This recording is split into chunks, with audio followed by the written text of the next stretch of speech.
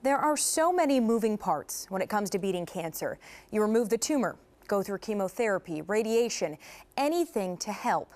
But what happens when all that is over? What happens when you're left with life-altering side effects? Erica Neal says without the cancer support community, she wouldn't know where to turn for the answers. She was, just don't worry about it, it could be nothing, but we don't want to say the C word yet. Anyone who has had cancer knows the drill. At first, doctors try to keep you optimistic, and you try to keep your head up too, only to hear the diagnosis and crumble. So I was just, kind of hopeful and kind of went on and went through the testing, and it did come back that it could be possible for cancer. And when they confirmed it, it's kind of, I don't know, it was kind of like everything went silent, and felt like I could almost feel the earth move almost. Erica Neal had cervical cancer and a lot of questions, many far deeper than her illness. It really, really made me think about my life and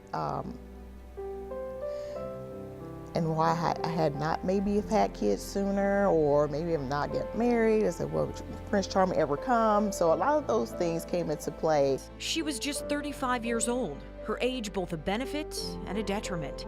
She may heal faster, but the effects could truly impact her future. Knowing that my fertility may be in question was a big issue for me. Erica's doctor chose not to do a total hysterectomy in the hopes of giving her a chance to bear her own children someday. But when the test results of her surgery came back, the news was not what she hoped for. Unfortunately, he found some cancer in the lymph nodes, and he let me know that, maybe you should go proceed with the chemo and radiation. At this point, Erica wasn't sure what to do. Should she risk her fertility further? Should she go through with the aggressive treatments? I've been through the biopsies and the surgeries and different things like that, but when he told me that I may potentially have to go through chemotherapy or radiation, and if not, that the cancer could come back and be more aggressive and be harder to treat, that's what made me scared. She had questions. The cancer support community had answers.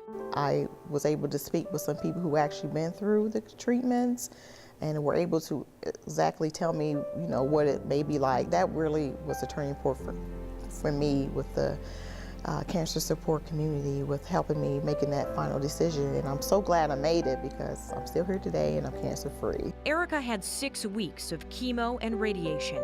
Cancer free, yes, but able to have children? No.